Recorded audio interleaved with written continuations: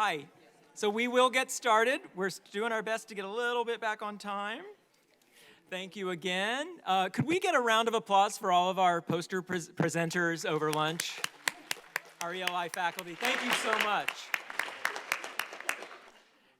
It really is a privilege to work with such a wonderful, dedicated group of faculty at the ELI and to have such incredibly collaborative, supportive partners across campus here at the University of Michigan. It's really just an enviable place to be, I have to say. So thank you, thank you. So for those of you just joining us, I am Angelo Patillo. I am the director of the ELI, and welcome back to the 75th anniversary celebration. If you did miss our morning sessions, we had two wonderful conversations about corpus linguistics and graduate communication, but the entire proceedings are being taped, so they'll be available online, and there's just incredible stuff there. So they should be available, I hope, by maybe next week. And now, thanks to, I should say thanks again to LSA's Instructional Support Services. So back on with the show. As our dean, Andrew Martin, mentioned in his opening remarks, ELI began teacher training almost from the very start. I think it was in the second year of its existence. And this combination of language instruction and teacher training in one place has over the years really offered countless opportunities for cross-pollination, collaboration, which I think we would all see have enriched both efforts. And ELI's teacher education program has always placed language teaching and learning firmly in their cultural and political contexts and provides student teachers with a solid grounding in the principles of service learning and community engagement today.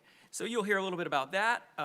Those efforts as part of our next panel, which brings together teachers and scholars to discuss this current moment in the evolution of the fields of ESL, EFL, teacher education, and to identify some key insights for language teachers from recent research in SLA and second language pedagogy. So we are thrilled to have as our moderator a renowned teacher scholar who herself, I should say, needs no introduction. Chris sort of stole that line, ruined that line for me, didn't she? I will say as an aside, Mary Jane Curry said on the earlier panel something about imposter syndrome, and I thought, I'm in a job where Charles Fries, Albert Marquardt, Edward Anthony, Larry Salinger, H. Douglas Brown, John Swales, and our next moderator, Diane Larson Freeman, have all been, so I know a little something about that. Diane Larson Freeman is a leading figure in the fields of second language acquisition, English grammar, and language teaching methods, renowned for her research in grammaring and complexity theory in language acquisition. Her many books include the Grammar Book, Form, Meaning, and Use for English Language Teachers, co-authored with Marianne Sells-Murcia, now in its third edition, and her award-winning book, Complex Systems in Applied Linguistics, co-authored with Lynn Cameron. Diane is currently a visiting senior fellow at the University of Pennsylvania, a professor emerita at the Graduate SIT Institute in Brattleboro, Vermont, as well as professor emerita of linguistics and education here at the University of Michigan, and a research scientist emerita and, of course, former director and still good friend of the ELI, where she was instrumental in establishing an ESL endorsement program in collaboration with the School of Education. I give you Diane Larson Freeman. Thank you.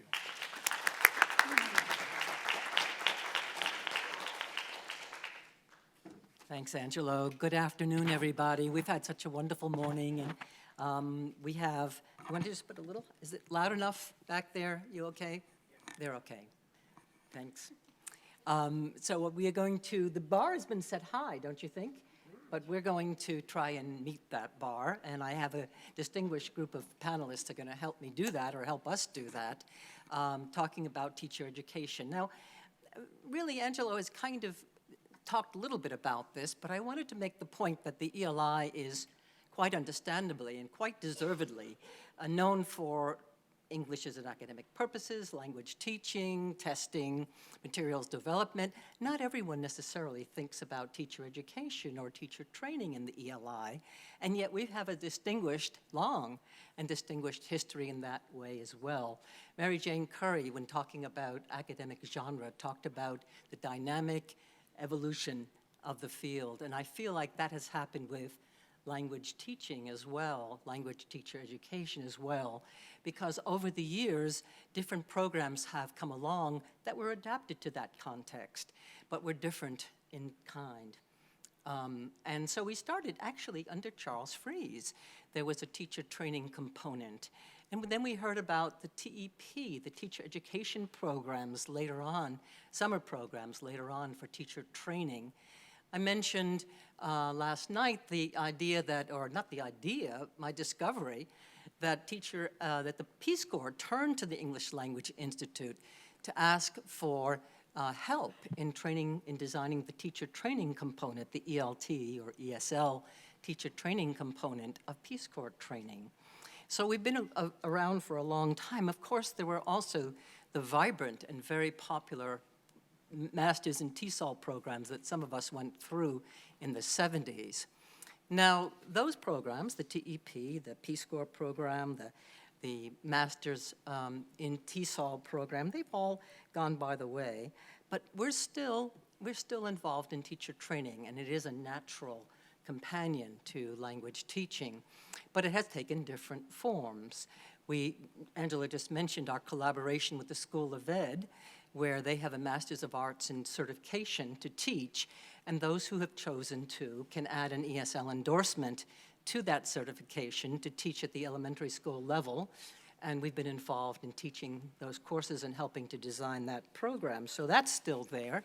Still ongoing in our teacher education efforts is our work with the GSIs, our graduate student instructors, preparing them, helping them to get ready to teach with pedagogical skills and language skills that are appropriate for the context.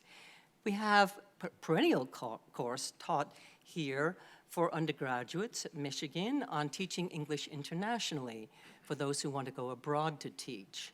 And then we have two programs that are operating now domestically. One is the migrant worker program that we operate in conjunction with the residential college. I should have mentioned GSI in conjunction with the Center for Research on Language and Teaching.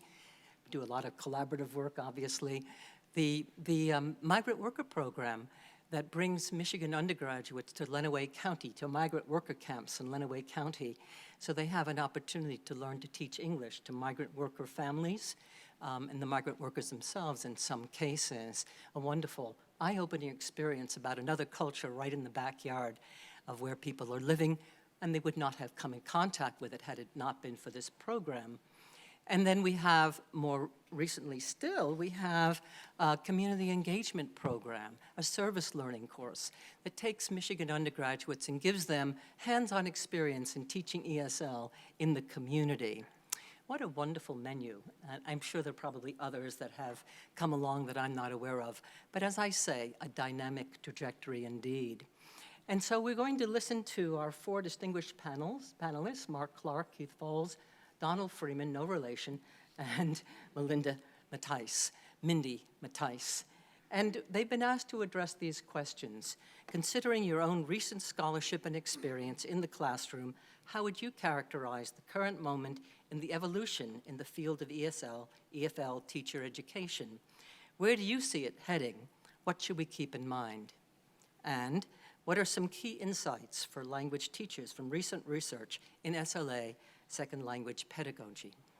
Now, I was being a little bit tight, and I said to my panelists, let's just talk for 10 to 12 minutes rather than 15, because I really wanted to engage you in a conversation with us. So I'm going to give them a signal, and they'll have 10 minutes, and then go 2 minutes more, and then we'll move on to the next speaker. I will, in fact, introduce each in turn, not all at once now. So please then join me in welcoming our first panelists. They are in alphabetical order, the list you just saw. Mark Clark is the first. Mark Clark is a professor emeritus at the University of Colorado, Denver. He previously taught there from 1977 to 2013 in the Language Literacy and Cultural program of the School of Education. He taught at the ELI from 1973 to 1977. We were teaching fellows in those days, weren't we? While working on his PhD.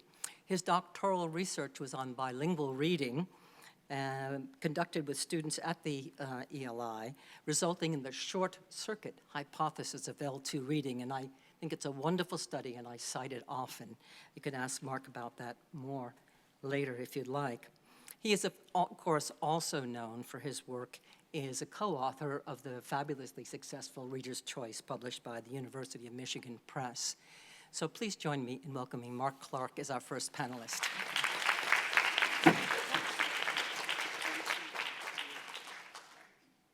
Thank you, Diane, and thanks to all of you for showing up.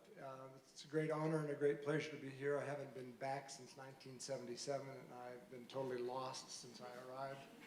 But when I came into Rackham, I felt at home, and I was going to go over to Nubs and feel at home, but I was told that the North University building does not exist, so I won't go there to feel at home. But so many things have come to mind as a result of the presentations this morning, and as a result of the conversations and catching up with people. When Diane asked me to send her a brief blurb so she could introduce me, I sent her 4 pages of text, because once I started thinking about the importance of my 4 years here at Michigan, everything started coming into focus. I had to sort things out, I had to make categories and so forth.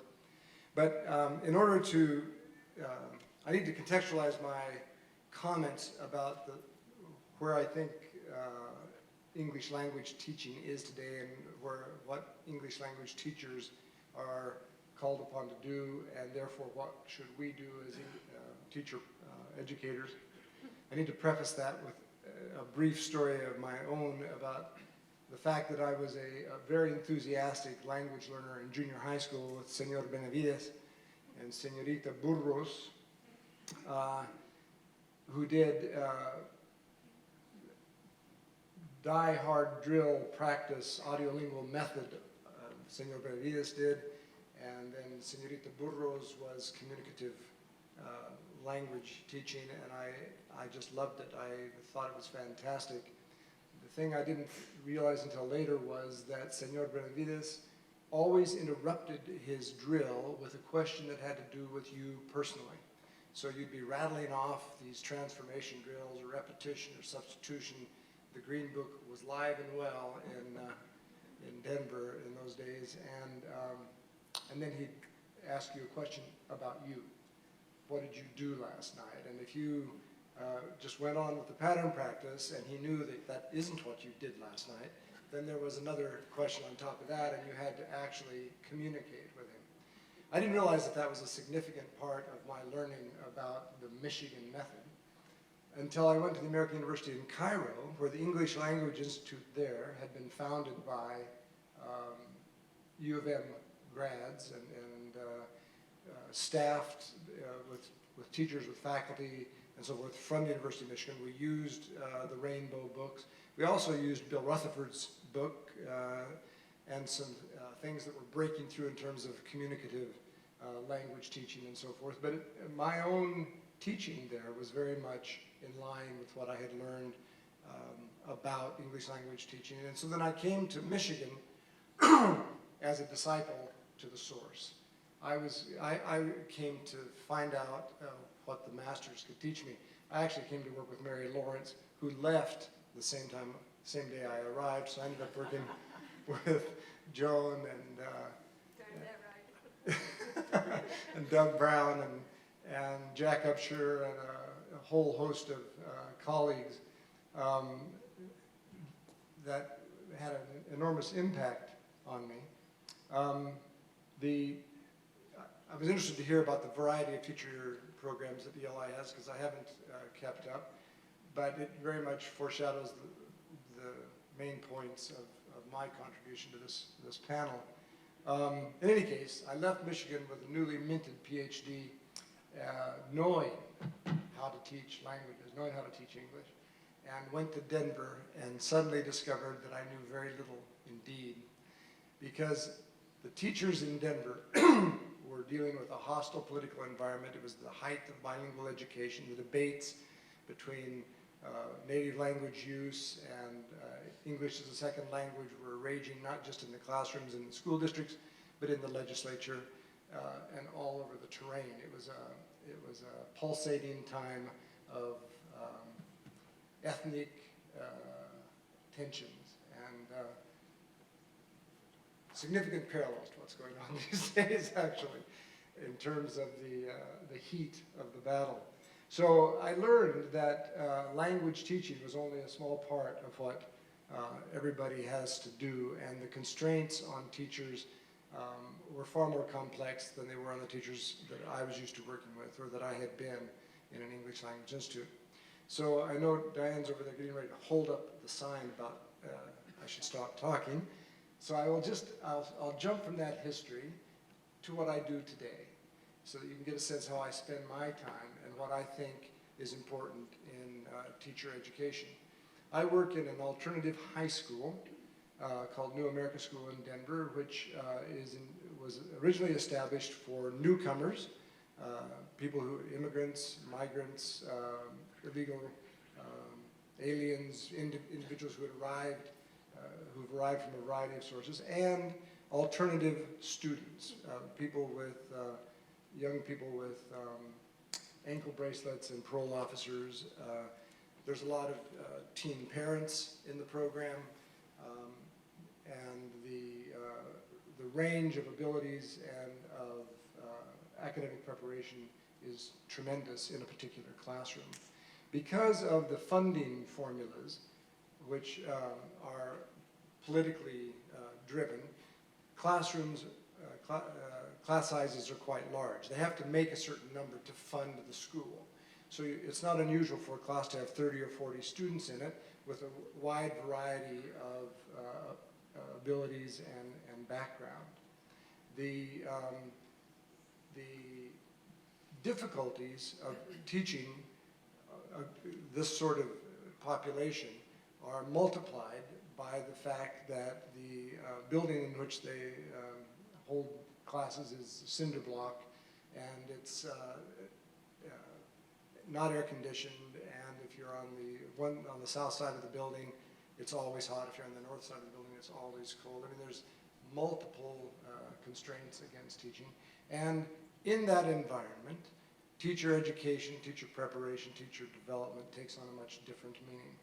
What we do is organize what we call learning labs, in which a teacher invites a group of colleagues to his or her classroom, and they come and observe, and then there's a debriefing afterward, usually at the end of the day, and there's a pretty formal protocol where everybody says what they noticed without judgment, without advice, without suggestion. Just say, here's what I noticed.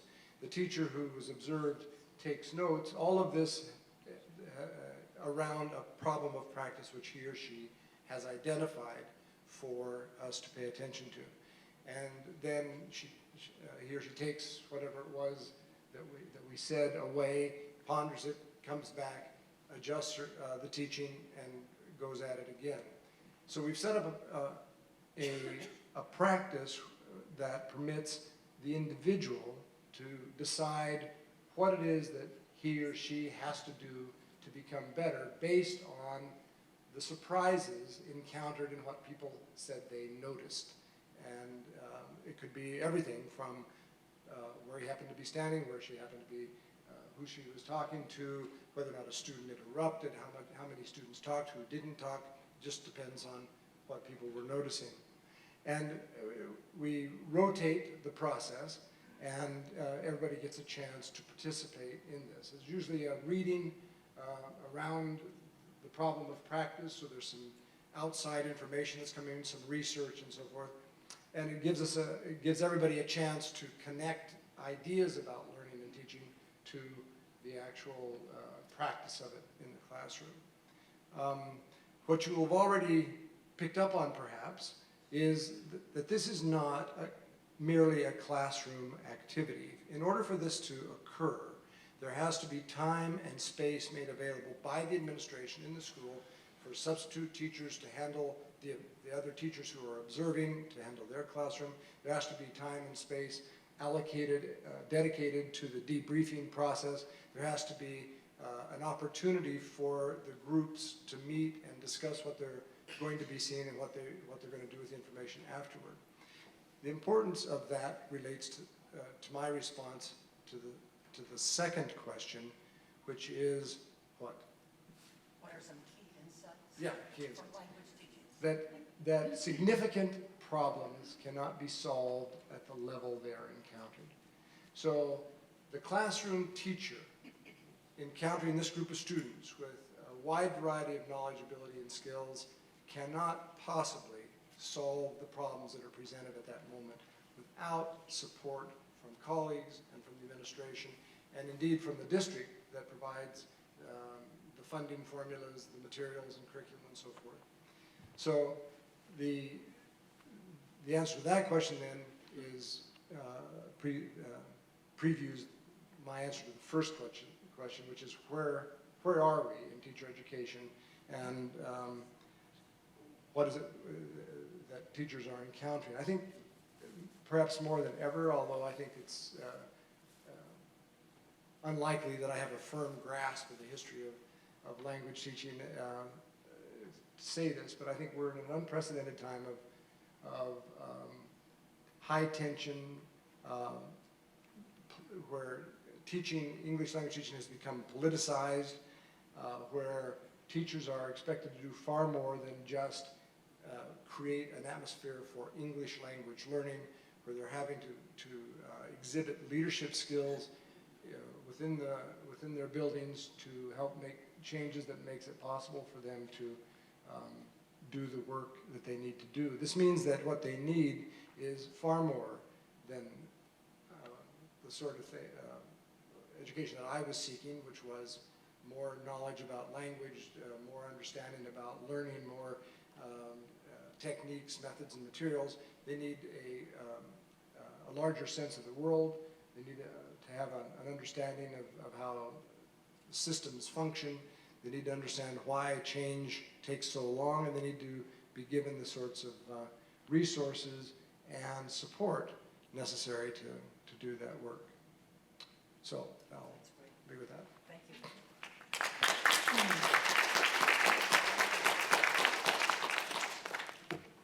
you. Thank you. Thanks so much, Mark. You're such a teacher advocate. I love it.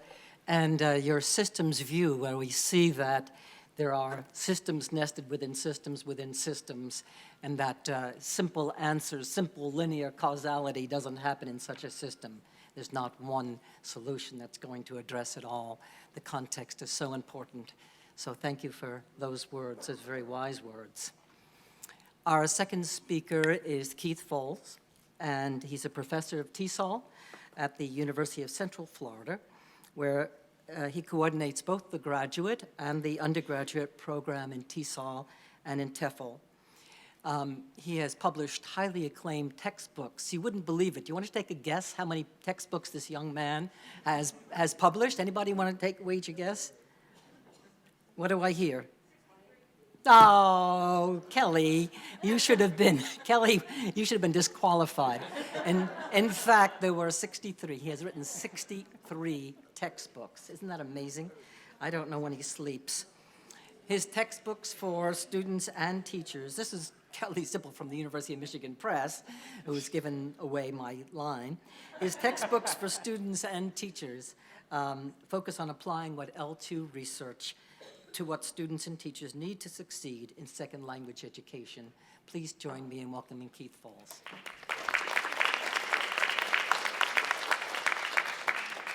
How do I get the slides? Sorry. Pull this up there, if you will. Thank you. So I'll start by saying I'm the only person here from Florida, maybe. Who else? UCF. It's cold. Below 90 is cold. How's that? Good? Advance good. Okay, I'll start. Thank you. Thank you very much. It's an honor to be here. Years and years ago, how did I get started with Michigan? Because I was also at an intensive English program at the University of Southern Mississippi. How are we doing? How's that? Thanks. Also at the University of Southern Mississippi in Hattiesburg, where they used the Rainbow series. I knew nothing else because nothing else was really available. No, there wasn't an option for a second or third grammar book. I count myself as very lucky that I learned how to teach when it was in individual skills. There was a grammar class, a reading class, a writing class, et cetera, so that eventually when we went to integrated skills many years later, I knew how to integrate the skills because I had seen what grammar was, and I had seen what vocabulary was, and I knew how to put them together. And it's the flip side, because it is teacher education.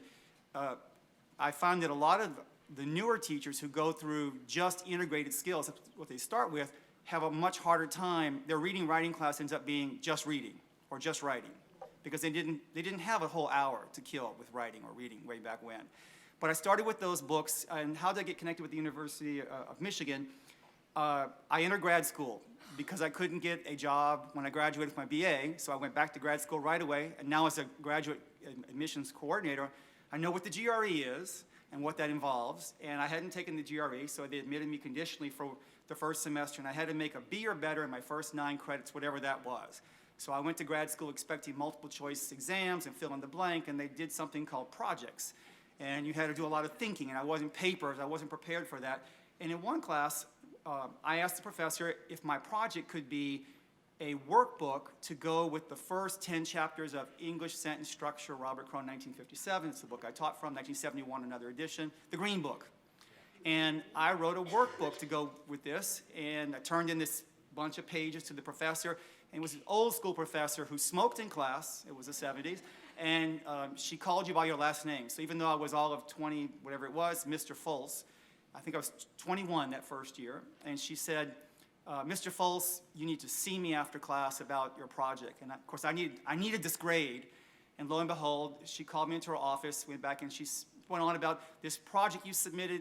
I didn't hear the words, but there were words like good and blah, blah, blah, and then she said, we need to get a letter to the editor forthwith. That's the word I remember most, forthwith. And then she said, Mr. Fultz, do you have any questions? And I said, what's my grade, right? What's my grade? And that eventually became, I just wanted a B or better. That's all I wanted. So yeah, this is my connection. I started with the Rainbow series. By a show of hands, how many people in this room taught from at least one of these books? Way to go. Yes. English Sentence Structure, at least in our program, was the main book, and everything else was centered around that. English Sentence Structure was grammar in 30 lessons. It was this nice, neat little package. Passive voice, I remember, could be taught in 6 pages. Now we know that's not true. But it could be taught, passive voice. It could be taught in 6 pages. Nobody learned anything. That was the only problem. But having said that, I went through this series, and I went to my second job. They also used it, and it was many, many years later. I could be in Saudi Arabia, and somebody would pull out this green book, but it was all beaten up because they had used the heck out of it, right? But a really good series, and that's how I got connected to Michigan, all the way from Mississippi.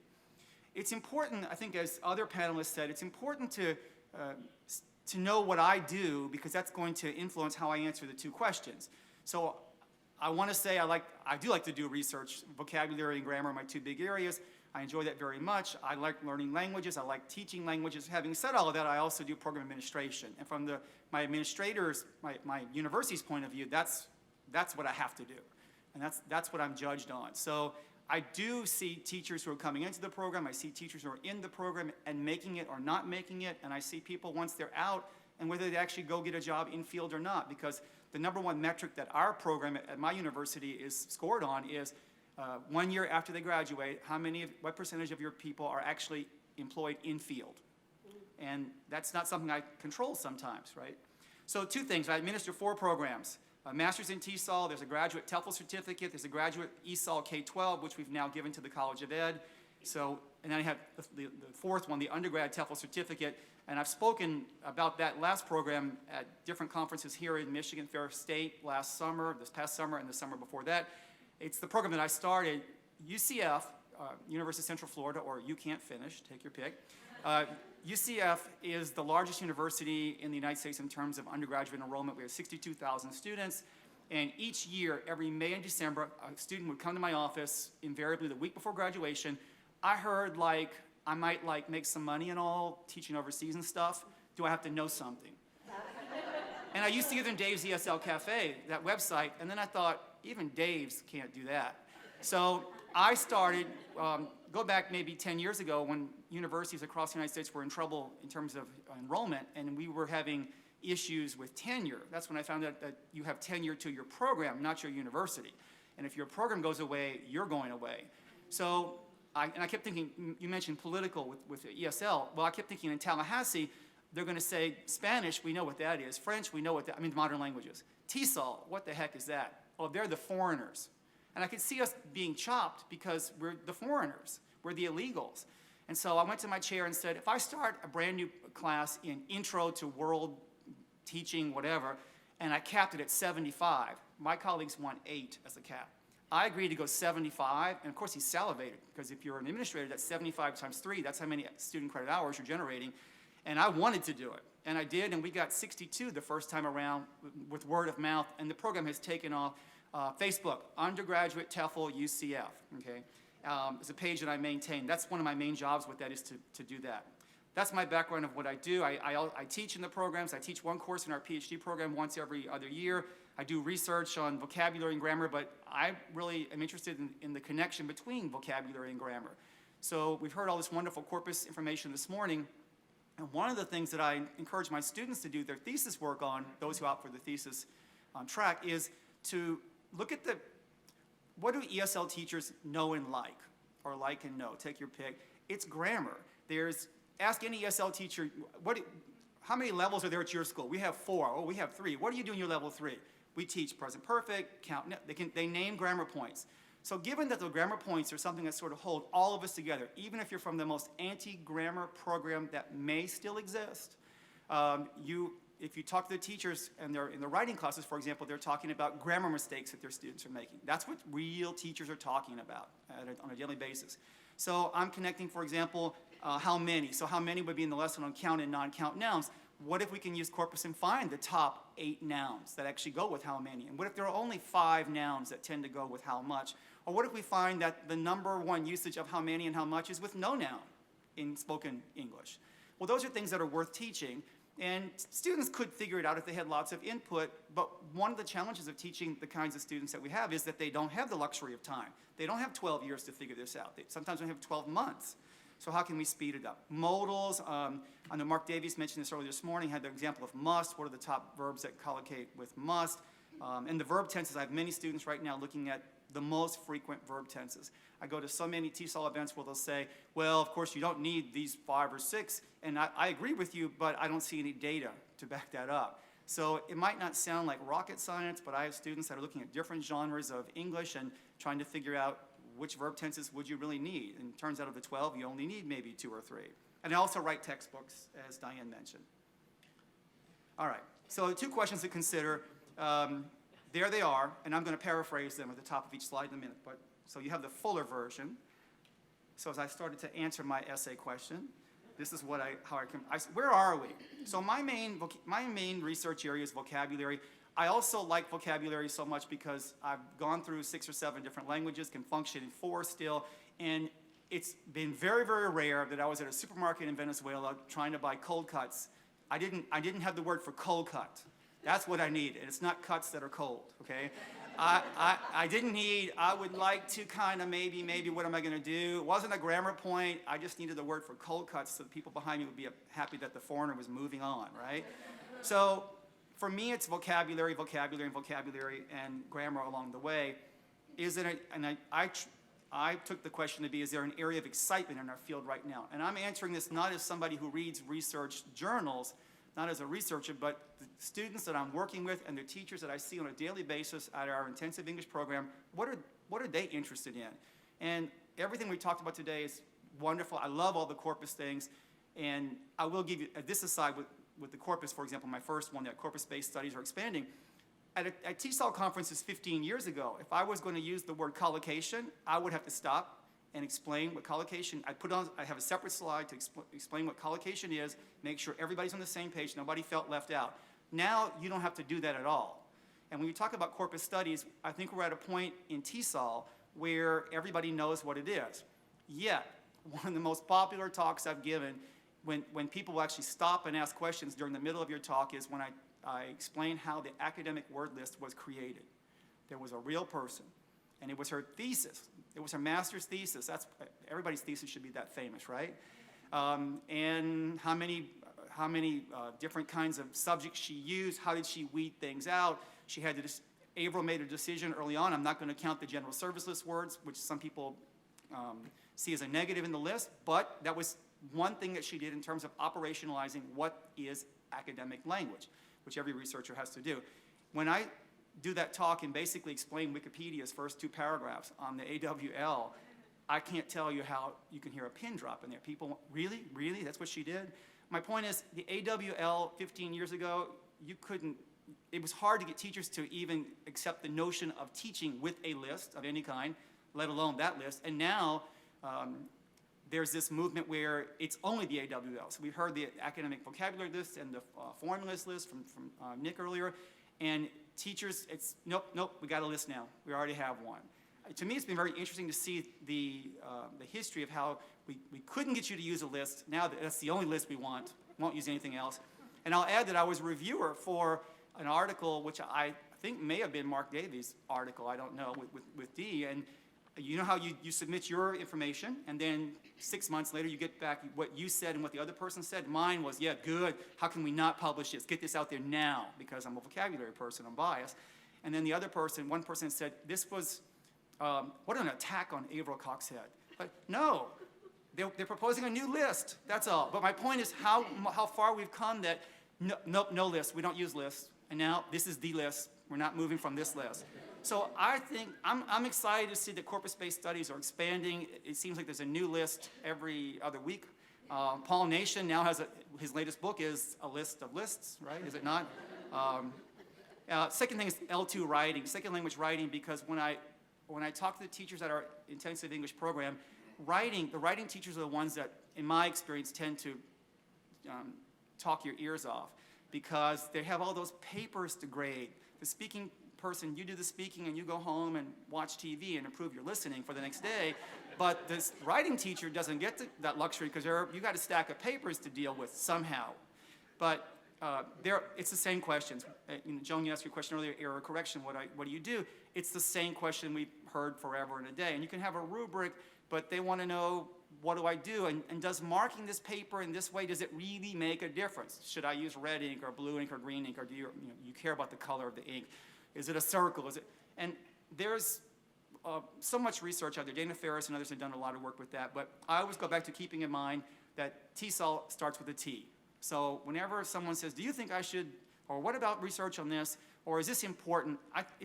For me, as a TESOL person, it's only important if it relates to teaching or learning a language at a near-degree level. My brain goes back to class on Monday. What would I do with that information? Is it going to help me when I teach on Monday? And the second question, key insights. This was a heavy-duty question, actually. I started thinking, well, gee, it has to be vocabulary for sure. But I think some of the things that I see in the research right now, if you'd asked me this question 15 years ago, I think some of the more cutting-edge research from a TESOL point of view would have been things that get students to notice words or grammar in a text. Bolding, underlining, sort of psycholinguistics research where it wasn't a pure TESOL play, but I think of one study, in fact, where there were American students studying Spanish in Hawaii, and half of you, everybody had the same text. Nobody knew this one verb tense. Half of you had the verb tense in bold. The other half didn't have that tense in bold. Nobody knew that tense. They had pre-tested on similar groups. And at the end, they wanted to know if the people who had the verb tense in bold got a little bit of free learning. And actually, they had. And I took away from that, yeah, there might be things we can do to make vocabulary stand out more in a text sometimes. So vocabulary matters and in huge ways. Corpus research can tell us a whole lot. It's grown so much. You know, what you guys were saying on your panel today, as somebody who tries to keep up with the literature on that, and I don't know how you do that, just the corpus part of vocabulary. And as an aside, in 1995, when I started my dissertation research, it was relatively easy to keep up with the vocabulary research because it was all pretty brand new. There were just a handful of things that had been done previously. Now there are whole vocabulary journals, in fact. The academic word list. I said, maybe this is heresy here, but maybe that concept doesn't exist. So earlier, a question was asked about in Mark Davies' COCA, well, we know what the academic is, what's the non-academic? Well, I will say this, whoever makes a decision has made an internal decision how they operationalize what's academic and what's not. So I would say the easiest answer is go back to Wikipedia and read the first two chapters, first two paragraphs of the academic word list, and you'll see decisions that Avra Cox had to make in her decision of what academic language was or wasn't, all right? But there are people who've argued that maybe we need AWLs for different subjects, different, they need to do a different one for biology than for history than for whatever. And number 4, teachers that I talk to still care about the same kind of old things. It's grammar and vocabulary and errors. And do you think, this is the one that always gets me, do you think I should teach present perfect? I'm sorry, what was your name? And who are your students? What do they want to do? Why are they in that class in the first place? That's the answer to your question. And then I'll end with this.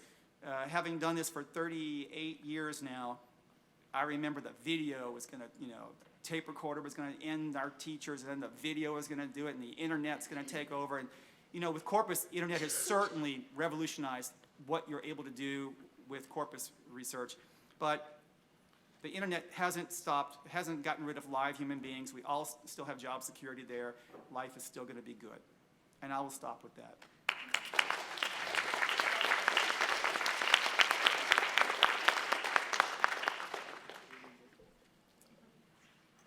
Thanks, Keith. You can see why he might have written 63 textbooks, right? Lots of energy there, lots of passion, lots of animation. I was also struck in listening to you that it's not unknown that sometimes researchers will complain about teachers not executing the research in the way that the researchers envisioned, or ruining their experiments because they didn't carry on the intervention in the way that the experiment was set up. And listening to Keith reminded me that I think if we do want teachers to do things, we ought to start with their questions. What is it that teachers understand and don't understand and want to know? And if we do that and do our work with teachers, we might in fact come away realizing benefits to both of us. So that's just a reflection on some of what Keith said, asking teachers what they need to know, what they want to know. So thanks for that. And speaking of asking teachers what they want to know or need to know, Donald Freeman's been at that for a long time, our next panelist. Donald's an associate professor here at the School of Education. Prior to coming here to Michigan, he served on the faculty and as a dean at the Graduate SIT Institute in Brattleboro, Vermont. Donald's work focuses on understanding and designing equitable professional development opportunities in English language teaching that are accessible to teachers across circumstances and contexts. He directs Learning for Teaching Project, a series of national research studies of public sector teachers' experiences in Chile, Turkey, and Qatar.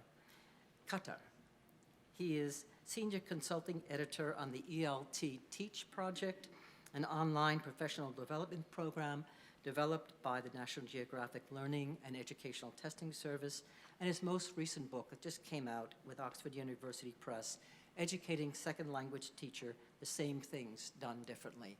Please join me in welcoming Donald.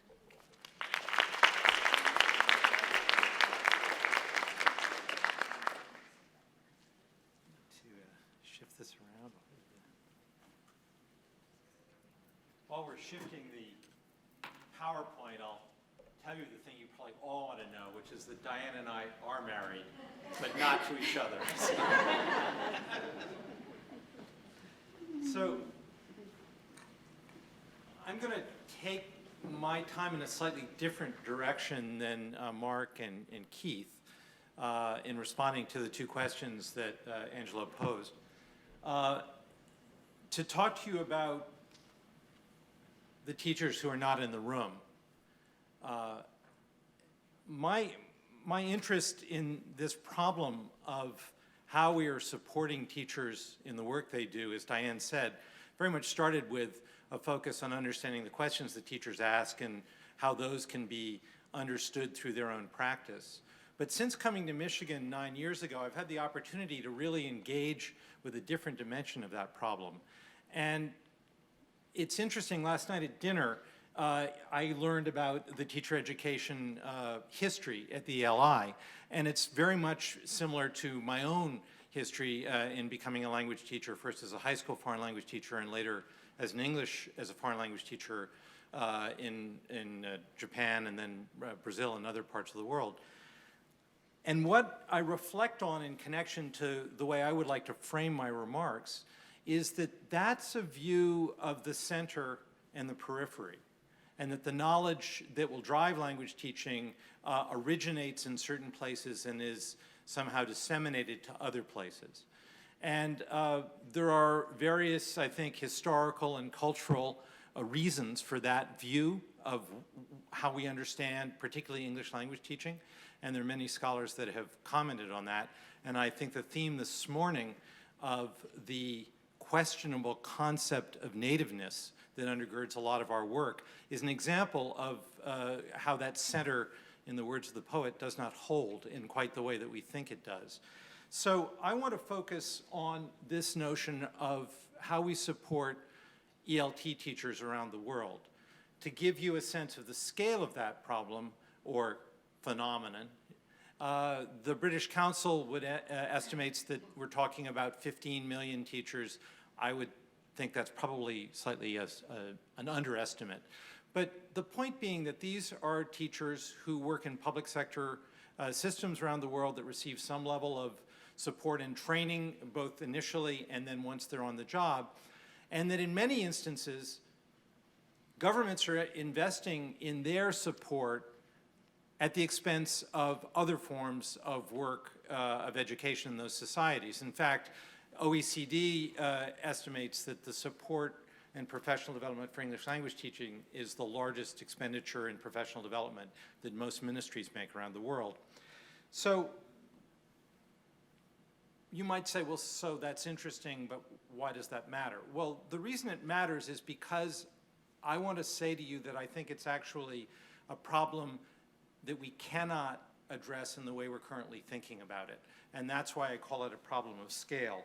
Let me just advance us here. When I talk about the idea of this being a problem of scale, I want to focus on the idea that we need to rethink what it means to support English language teachers in public sector systems around the world. And we need to do that, I think, by following kind of a different formulation, that it isn't that we're providing training, but that we're organizing or creating opportunities for teachers to learn. And there are plenty of those, and many of them are non-formal. Dave's ESL Cafe being a perfect example of it, but there are multitude examples of that. But I'm particularly concerned with this second bullet of public sector teachers. As I said, the 15 million or so folks that do most of the work of English language teaching around the world. And I'm concerned because of the bottom two bullets that I believe the way we've thought about this problem of supporting those teachers has been inherently inequitable, unfair, and has not really addressed directly the problem of access. And I say that for two reasons. The bottom two bullets are really what I would call the problem of face-to-face training, that we look at the way of supporting teachers as being primarily one of multiplying what we do on a small scale with more people. And what that means is you're in good luck if you live in a capital city or a well-resourced area or a place where you can get to training, because that will probably make it more accessible to you. And you're in even better luck if you happen to be in a session led by a cracker-jack trainer who knows what she's doing and does a great job, because that will be more equitable. But let's say you live in a second-tier city and you maybe get somebody who went to the first-tier training and shows up and gives you a version of it. Do you see how the equity issue begins to unfold itself as it goes forward? So what I want to do in answering the two questions that were posed is to draw on data from two projects that Diane mentioned briefly in introducing me. The first is the ELT project, which is a collaboration between National Geographic Learning and Educational Testing Service. And the challenge that we undertook in that project was to develop a form of support for global English language teachers that would be available to them through some kind of a self-access design. And that led us, as Keith was kind of alluding, to putting it online. It wasn't to put it online because that would be a modern thing to do. It was because that was the way we could figure out to make it accessible. The partnership of the two supporters of this project, a testing company and a materials company, led us to the formulation that this needed to be a completely aligned design, and I'll say a little bit more about that in just a minute. Project is now working in 23 countries, and we've served over 19,000 teachers, which is only germane insofar as it has given us an amazing amount of data about the teachers not in the room. And it's given us data through their participation in the project as opposed to let us test you, let us poll you, let us find out what you think. No, we're giving you training, and by the way, that training is throwing off information that can help us understand your situation. The other project I want to draw on for answering these two questions is the Learning for Teaching project, which is at the School of Education. It's in collaboration with universities in Chile, Turkey, and now in Qatar. And it's a series of national studies that have focused on what our public sector teachers experience as a professional development. These are not evaluations of professional development.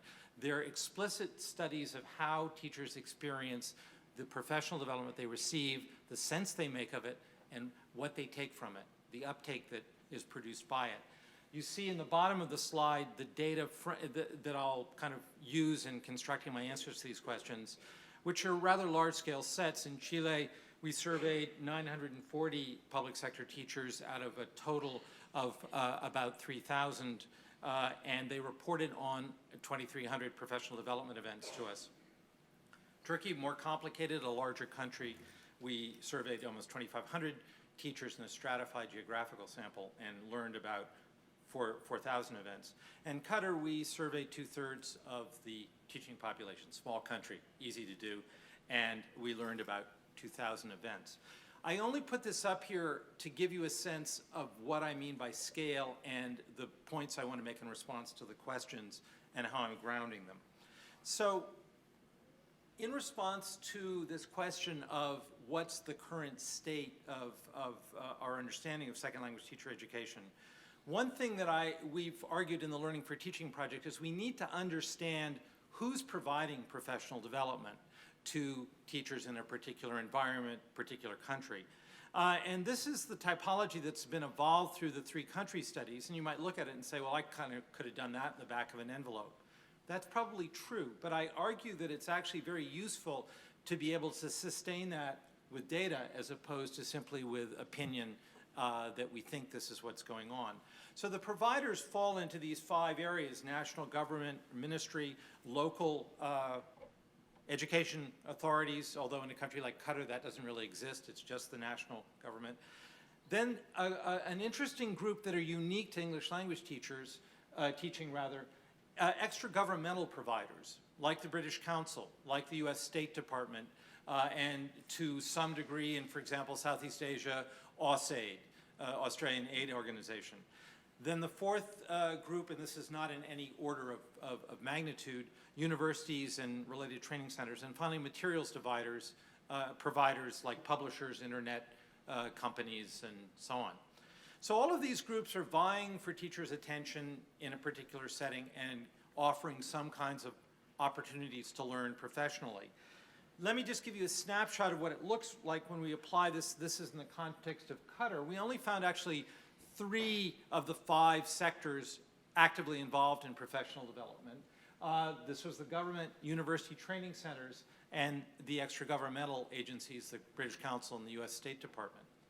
You see the proportion, if you look down to the bottom of professional development, 80% of the professional development they reported in the last 3 years was provided through universities.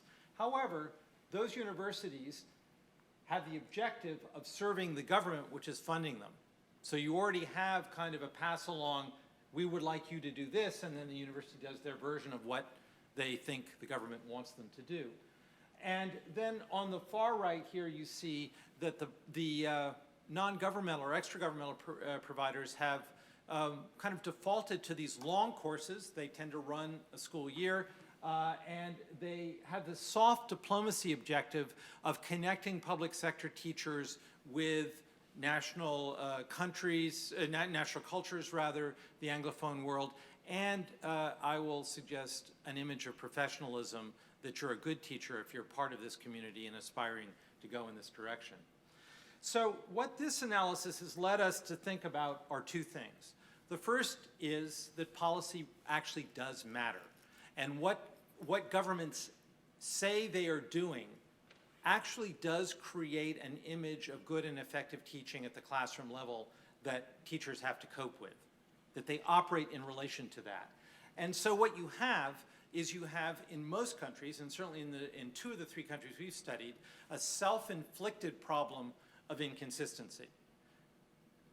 In Qatar, the English became the medium of instruction for math and science 5 years ago. Oops, 3 years ago we decided that wasn't such a good idea, so we're not doing that anymore. We're back to Arabic. Don't ask me about the kids who went through those years where they were trying to figure out what was going on. But let's look at it from the teacher's point of view. What am I supposed to be doing? What does it mean to be a good teacher when this is shifting back and forth?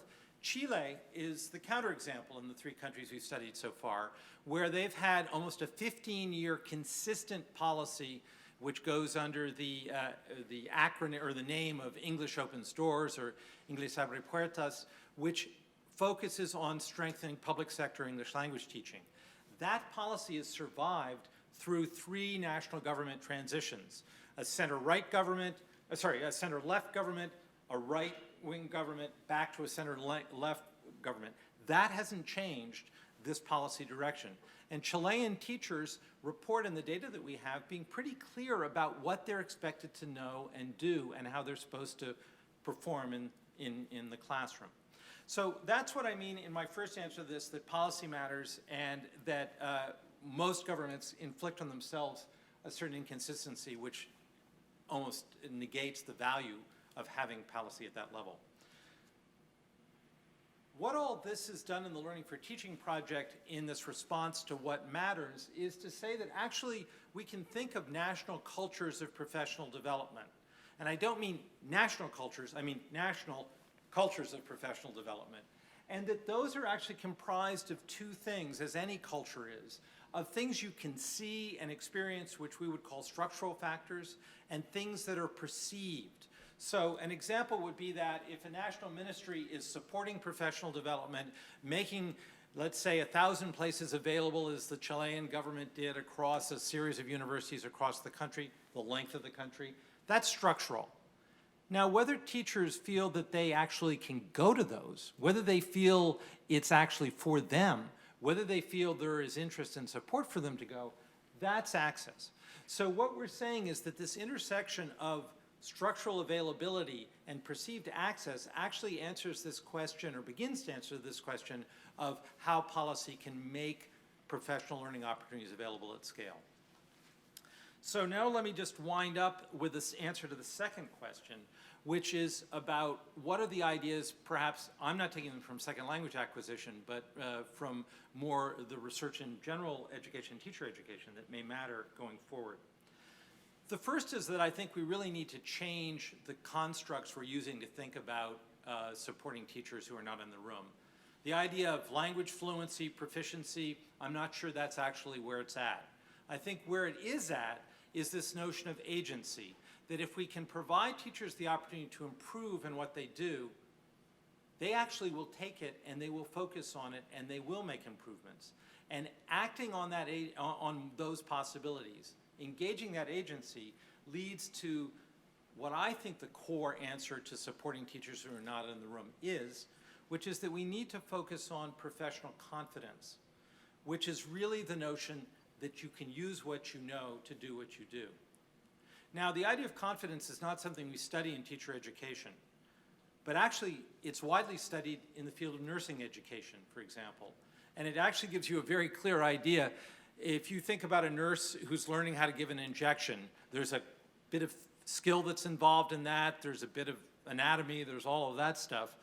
But when you get the injection, you want that nurse to have the confidence that they're going to be able to hit where they need to hit the first time through. So that's actually something that nursing education works on, educating and having people learn to be professionally confident in the knowledge they have. I suggest that that's actually where we need to go in second language teacher education. So bear with me, Diane, I want to just do 2 bits of data and then we'll stop. These come from the English for Teaching project, and this is data from Vietnam where 4,500 teachers have worked through the project.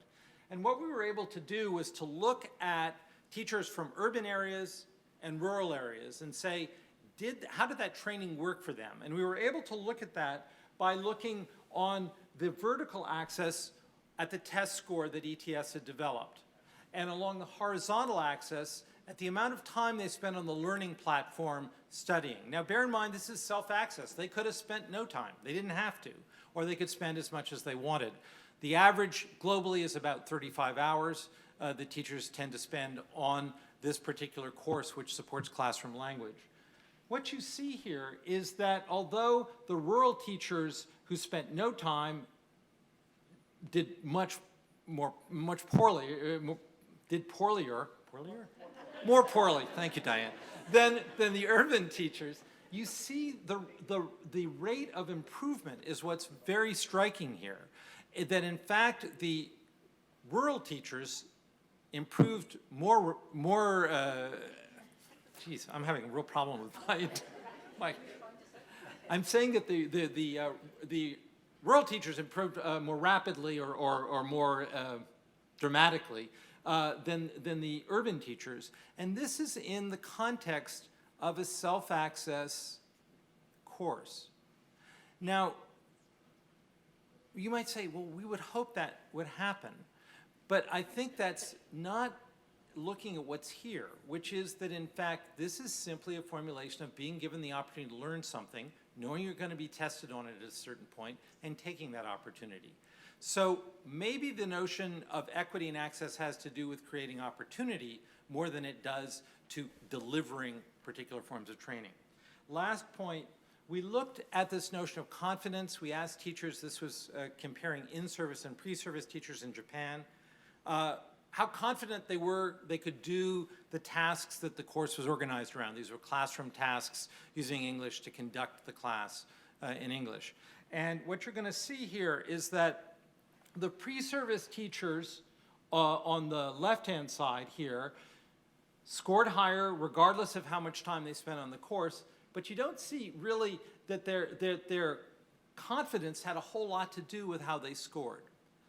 Another way of looking at the pre-service data is they didn't really know what it meant to be able to do this in the classroom. They just said, oh yeah, I can give instructions in English. How hard can that be? Look at dramatically what was going on for the in-service teachers.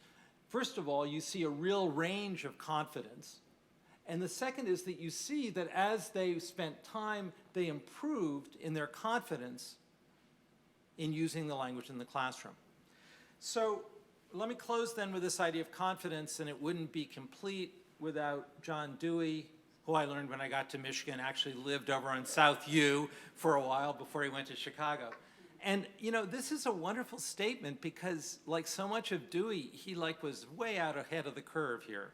And I bold the part that I think, Keith, bold the part that, that I think actually really is so interesting here, that Dewey was pointing out that confidence is not a function of kind of what you feel, but how you are in a situation.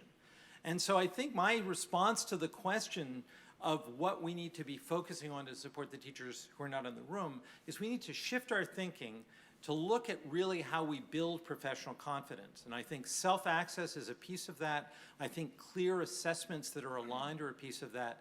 And I think consistent policy is absolutely a piece of that. So thank you.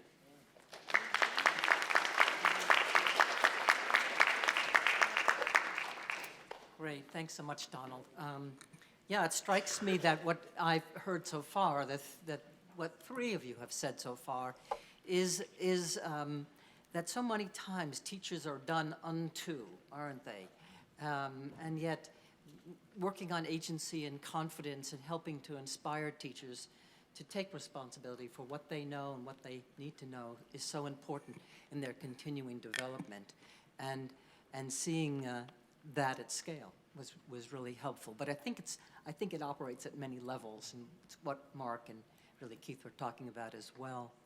So our final panelist for this panel is one of our own, Mindy Matthijs, who earned her master's degree in teaching, Master's of Arts in Teaching degree from SIT. And she asks, which of the panelists do you think were my two of my professors? I'll let you figure that out. Mindy, upon completing her degree at SIT, Mindy taught EAP and business in the San Francisco area for 12 years before she came to here, to the ELI faculty in 2001.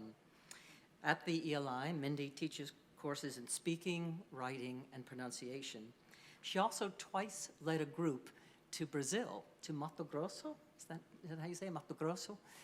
Brazil, where the group of undergraduates, through the auspices of the Global Intercultural Experience for Undergraduates, went and built a school and also worked on other projects. And I think we're going to hear more about that from Mindy now. Mindy is on the faculty, as I say, and she's going to bring us up to date with what's going on at the ELI these days. Mindy.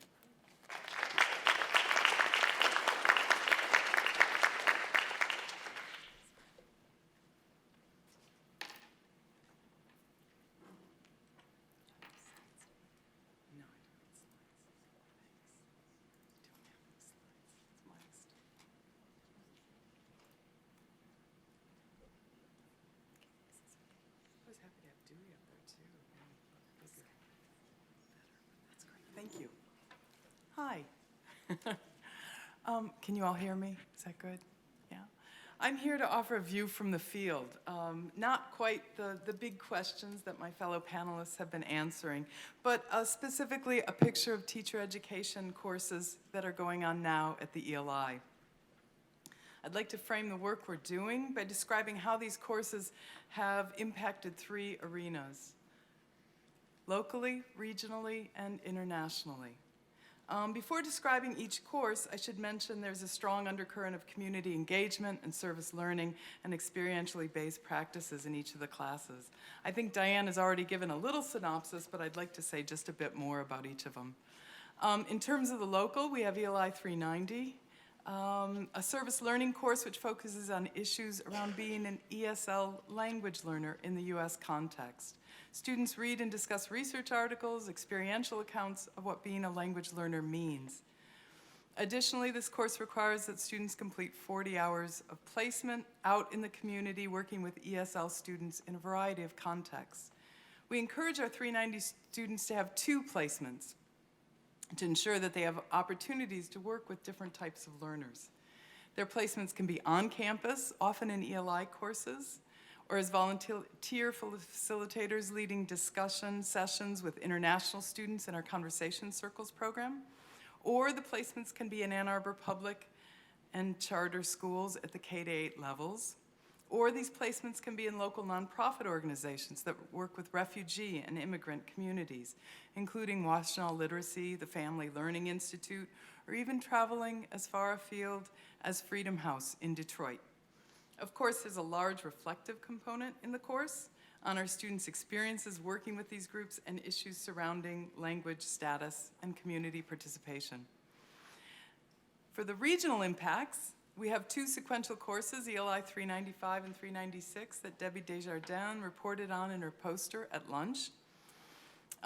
Students in these courses focus on migrant worker outreach and ESL teaching. In the first course, students are learning more about the economic, educational, and legal challenges that these migrant workers face, as well as the agricultural system that the migrants live and work in. Simultaneously, these students are learning techniques for teaching ESL and how to develop lessons that they must first teach to their peers in preparation for the camps. In the second course, which is offered in July and August, our ELI students travel to Lenawee County, which is about an hour south of Ann Arbor, and teach migrant workers and their children 2 nights a week at the camps.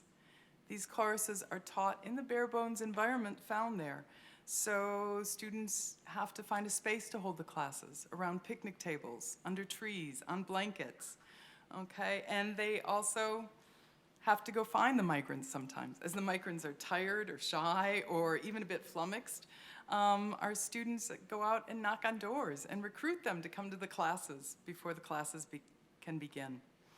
Needless to say, there's critical reflection on everything our ELI students are learning, seeing, and doing while at the camps. There's much to reflect on, too. Our students are learning about all the aforementioned issues and skills, as well as learning a lot about resilience, developing relationships across socio and cultural barriers, much, much more. Finally, in the impact internationally, we have the course through ELI 391, similar to what Keith was talking about, that trains students on the elements of teaching ESL in preparation for working overseas.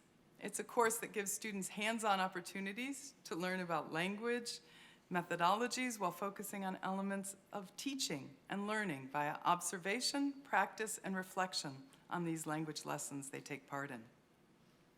Additionally, there's a focus on socioeconomic issues surrounding English language and teaching within specific cultural contexts from around the world. And of course, these students are learning how to plan, develop, and teach the lessons for the countries they are preparing to teach in after graduation or in upcoming summers abroad. This year, I've been given the opportunity to use the course as part of the Global Course Connections program, a program offered by U of M's CGIS office, the Center for Global and Intercultural Studies, which means I'm able to offer a 2-credit spring extension course for students who've taken ELI 391 in the winter semester next year. Then I'll be taking those 12 students from the class to teach and live in 3 small communities in the Pantanal in Brazil next May and June, teaching ESL to children and adults in the different communities there. For the past 7 years, as Diane mentioned, I've been working on a project in the Pantanal that included building a school and developing community relationships there. And the Pantaneros there have been requesting more ESL classes. So it'll be a great pleasure to have students from the course teaching ESL alongside me in this quite remote region, while simultaneously fulfilling course requirements for classes back here at the university. I would like to talk about where our students go with these experiences from the classes, and how does it impact their future lives. Many, many students coming out of the courses have been a natural fit and have flowed into a lot of the well-known programs overseas, such as the Peace Corps, which U of M has a long history with, the Fulbright English Teaching Assistant Awards, the teaching assistant programs in France and Spain, the JET program in Japan, as well as ESL institutes and teaching situations around the world, from Palestinian camps in Lebanon to preschools for Quechua children in Peru. For those not heading into ESL overseas, we have students who felt impelled by their experiences in these courses to continue working in social justice, especially from many of our community action and social change or CASC students. They also go on in healthcare, in law, in education, including teaching and administration here in the US, and the Teach for America program, and even into business, where I've been told that learning about language and how to teach it will always make a difference in one's business career. As one student said to me, how could it not? And I think that's about teacher confidence, because I'm not seeing. I really had to puzzle that one out with him for quite a while, but I'm glad to see that they're finding the broader sweep. Another direction for where maybe answering the second question that Diane has posed is how comes back to how these teacher education courses have come around to impact and inform our courses for international graduate students at the ELI. Because after working with other communities and nonprofit organizations in these teacher education courses, we've begun to apply the principles of service learning and community engagement and created some really exciting additions to our courses for international graduate students here. In a new set of courses developed by Debbie Desjardins, ELI 560 and 561, our international graduate students are learning about various socioeconomic issues in the local community and the organizations that are addressing them. Then the students are being placed to do volunteer work in these organizations, including groups like Habitat for Humanity and Meals on Wheels, carrying out their volunteer work and reflecting on their experiences. And as I discussed in my poster presentation at lunch, in our 6-week summer EAP and ELS programs, we have students work at different community gardens here in Ann Arbor and Ypsilanti, gardens that are representative of various socioeconomic spheres. Additionally, we visit and volunteer at Gardens and Food Networking Systems in Detroit to learn more about the regional differences and community context for how gardening is being used to bring about change in Detroit's neighborhood. In both the courses and the summer programs, the engaged learning experiences that our international students are undertaking are being used as a springboard for accelerating acculturation and language learning.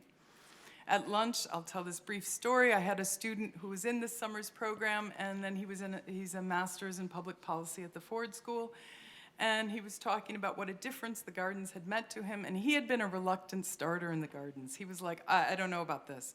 I'm very busy. And he was so taken with his experiences there that come the fall, they offered a short course at the Ford School about community change in Detroit and community connections there.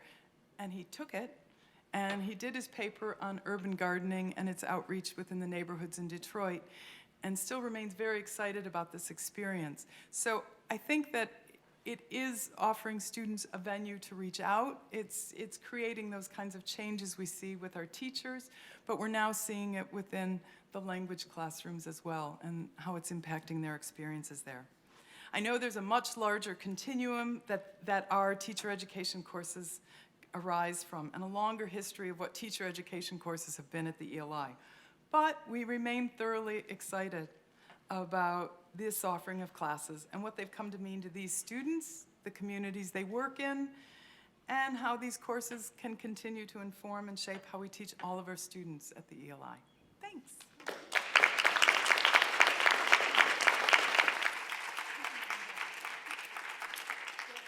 Yes, would you come forward? We're going to take your questions in a few minutes. But I was struck by three things, actually, in Mindy's presentation. One is, as I said at the outset, teacher education has been part of the mission of the ELI for a long time, and it's very heartening to see how well it's going and how well it's continuing. But second of all, just being impressed by the continuing dispersion of the ELI and the opportunities that we've been afforded here, going out from here, locally and around the world.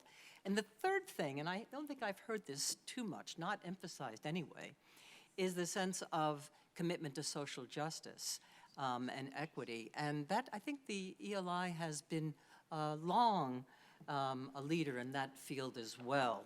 And I remember under my directorship, I tried very hard to make the case that part of the diversity, important diversity initiative should take into account the international students who add so much to the culture of this university. So I'm very happy to see it continuing, although, as I said at the outset, same basic impetus, but we see it in many different guises as we go on in evolving the ELI. So now I promised an opportunity for a conversation. We have our panelists here, and the floor is open for about 10 minutes.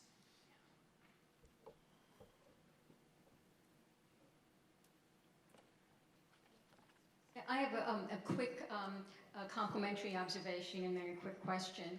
I think the biggest change for me over 30 years of teacher education is the role of race, empire, and identity in the curriculum. You know, we no longer think that we're teaching people a bunch of techniques and that's why they came here. And that means not only hiring different teacher educators, but also it's not just the content, it's how that content is taught. You know, my brilliant colleagues have to create a safe enough space that people who thought they were coming only to learn techniques have to think about the role of this profession. And sometimes they have to, you know, white males have to learn that from women of color. And all of that's done, I think, quite brilliantly by lots of people now. But that's a big shift from, you know, the English Language Institute that I knew. My quick question is, for Mindy, how do you fund getting these students to Brazil? Well, because it's part of the GIEU program, there is funding available, and this year, a very generous alumni has donated a lot of money because he wanted students that were in all the GCC programs to go overseas next summer and not have to pay much money. So they have a very low tuition for next summer's programs. So, if they're a Pell Grant student or they're already on, then it's entirely covered. If not, they have to find the money for the flight down as well. Yeah. I just to add a kudo to our dean, Andrew Martin, who spoke this morning. He's made a commitment that any student who, that there would be funding available to any student who wants a study abroad experience in the spring or summer. There's a college commitment to making sure any need base, any need is met. Just to add a PS, if I could, to what Sandy just said. A couple of weeks ago, the My TESOL organization had a conference, and its theme was diversity. And there were people here who were from that conference. And I think that is a new development, but maybe more of a new awareness, because the diversity goes beyond the sort of obvious categories, doesn't it? And talking about working with students with different learning differences or disabilities, physical disabilities, or first-time students, first-generation students, those kinds of things are important to address too, and weren't in our consciousness so much 30 years ago, but are today. I'd like to add something that Sandy was referring to, having to do with identity. I realized fairly soon after I left here how important my peers were and the environment in which I taught in shaping my own personal and professional identity. And that was made possible by the administration, by the director, by the individuals, the lecturers, the professors who were located at the ELI. And I think that an important opportunity for teacher education is to create an awareness of the interaction between individual and organizational identity, and the fact that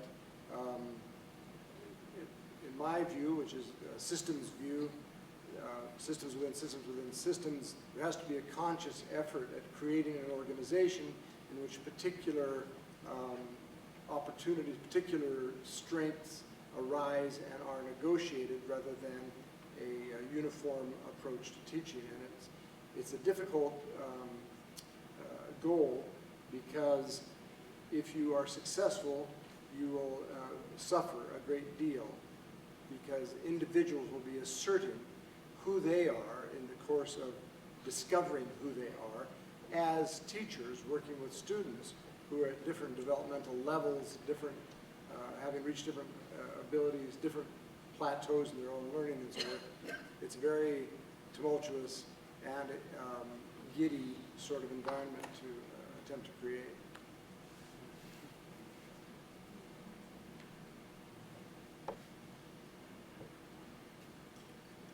Well, I don't quite know how to say what I want to say. And that's hard for me. Would you like to say it with the microphone? As you were talking about these different things, I'm thinking what an impact the personality of the teacher has on the class and on the students. And I know there are, as even I can understand the students down in South America, and with my más o menos Spanish, they will say, oh, don't take a class from him, he's too hard on you. You know, don't take that, take this class over here. On the other hand, don't take that class from her, she's too easy, you won't learn anything. So you can't change personalities, but you can talk about qualities that, when you're teacher training, you can talk about qualities that seem to bear better fruit than other qualities. But I see it as a big, big factor. And if you read through, I don't know what you have now, but we used to have pages where students filled out rated their teachers and so on. There were a lot of questions about, did your teacher do this, and how did your teacher do that, and so on. And I think those ought to be looked at very seriously. And this is very delicate material we're talking about, because maybe people in your administration don't like you very well, so they see these terrible things that are in your reports from students. On the other hand, maybe somebody's a little bit, very, very keen on somebody, and they rate it much higher. I'm just bringing it up because I think somewhere there ought to be, not a course in it, but some talk about it. How you approach certain things, maybe. How you approach problems that students have. How you approach people who get bad grades. How do you help them? How do you approach people who get grades too easily? So I don't know what I'm talking about, but I think it's equality.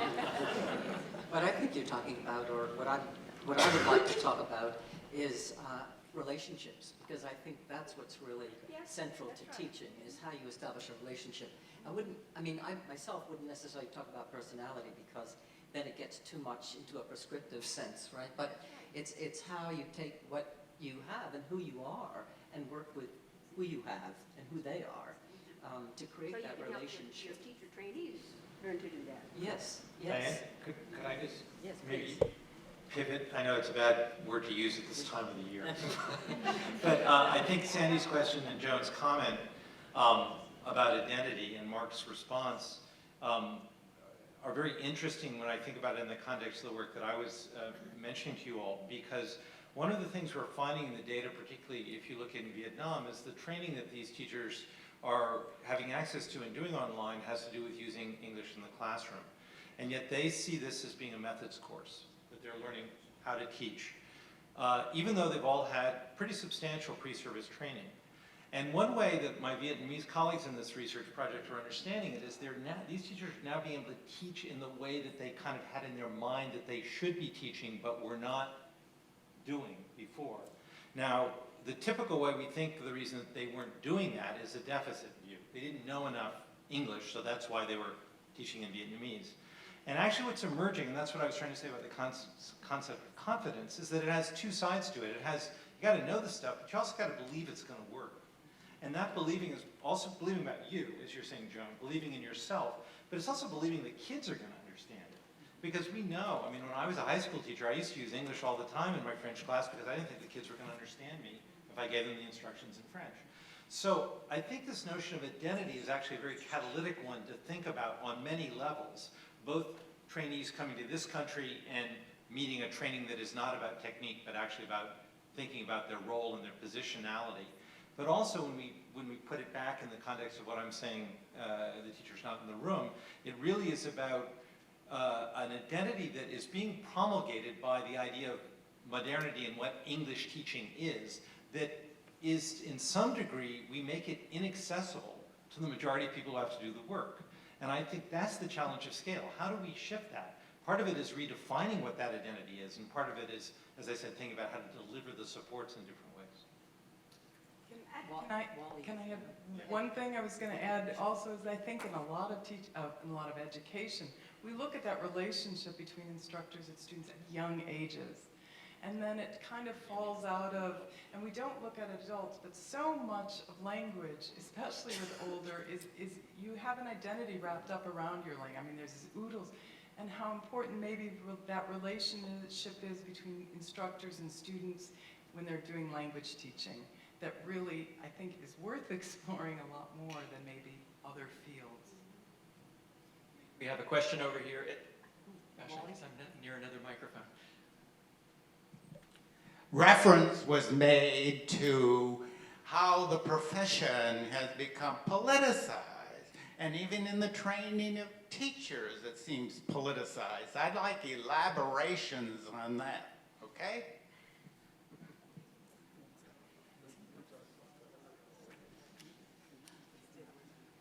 I used the word.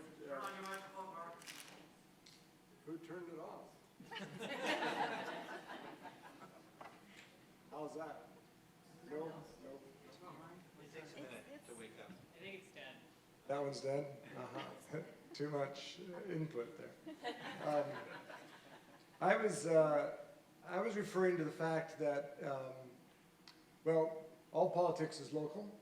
Everything that's happening on a national level is also happening in the schools and in the universities and in the teacher preparation program. So in that sense, these days, in my experience, it's impossible to have a conversation that's merely methodological or content-based, because all of the issues that are bubbling up around us are being enacted and interpreted and so forth in the classroom. So that's, I think that's one sense.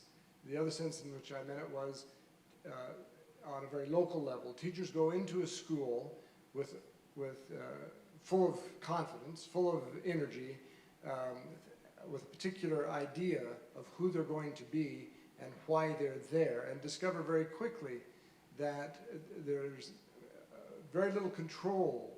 They've got too many students, they've got too diverse a classroom, they've got materials that they've been told they have to use, they have professional development activities, which, as Diane pointed out, are done unto them as opposed to supporting them and so forth.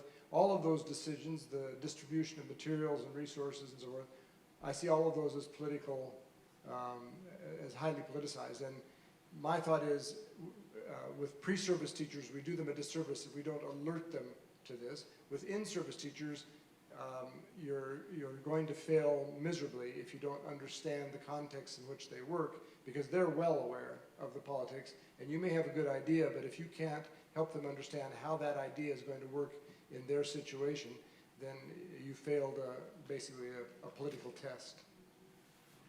I think we have time for one more question.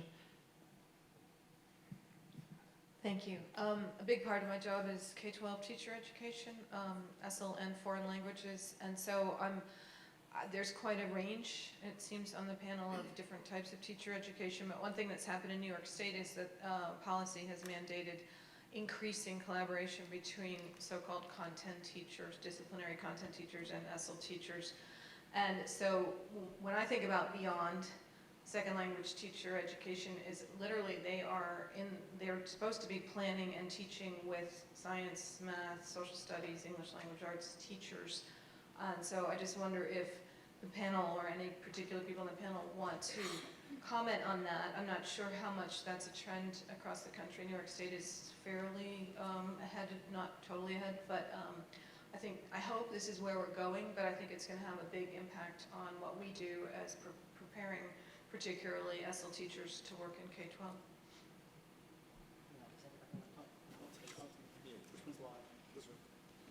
Okay, representing the great state of Florida, as we enter another election, think about that. We can count now, we can count. I'm going to count every vote. Okay.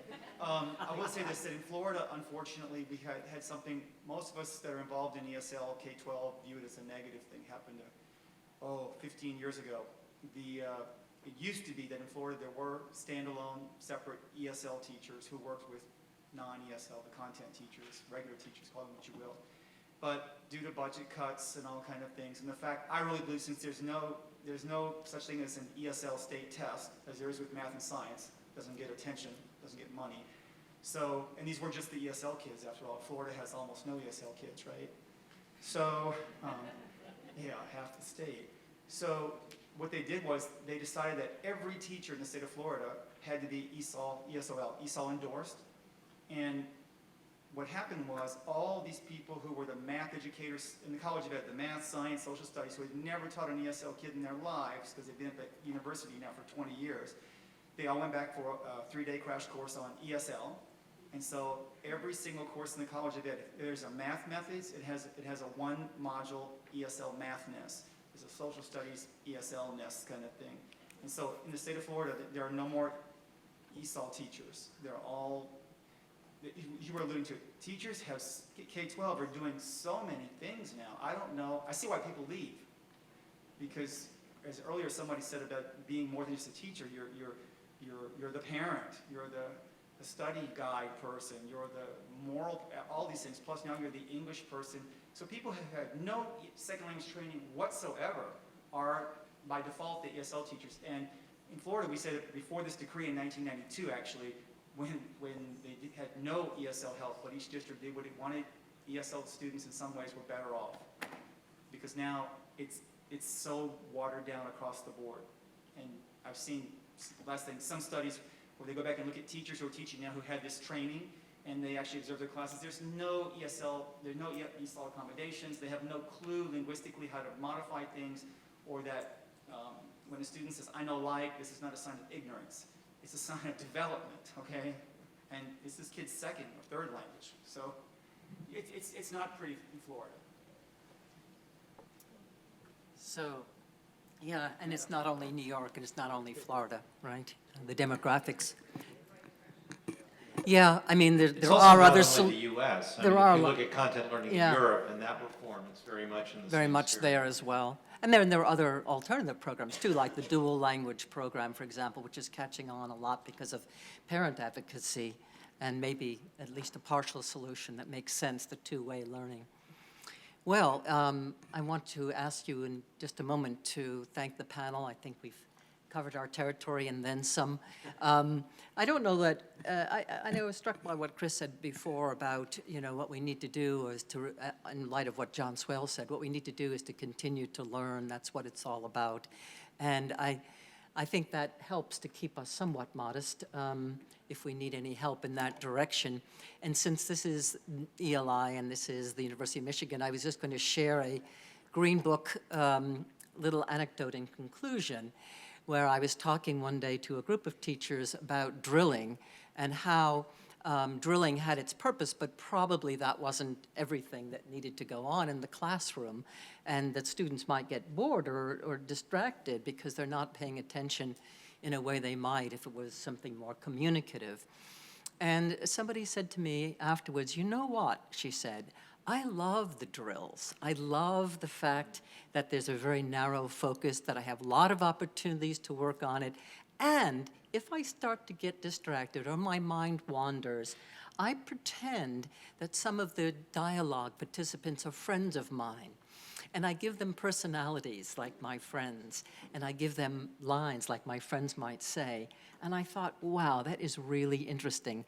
Part of what we were talking about was not only teaching, but the learning part of it too. And I think knowing that learners can take any technique and make it their own or not is really humbling and important for us to remember as teacher educators. Please join me in thanking the panelists this afternoon for a wonderful.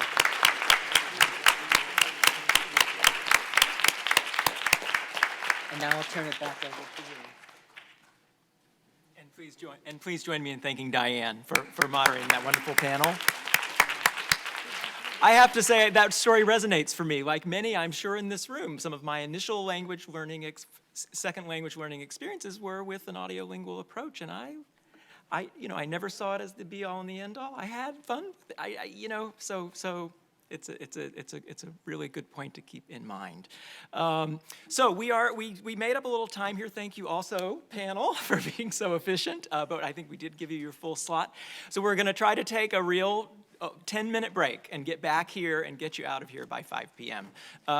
Thank you, and we'll see you back shortly.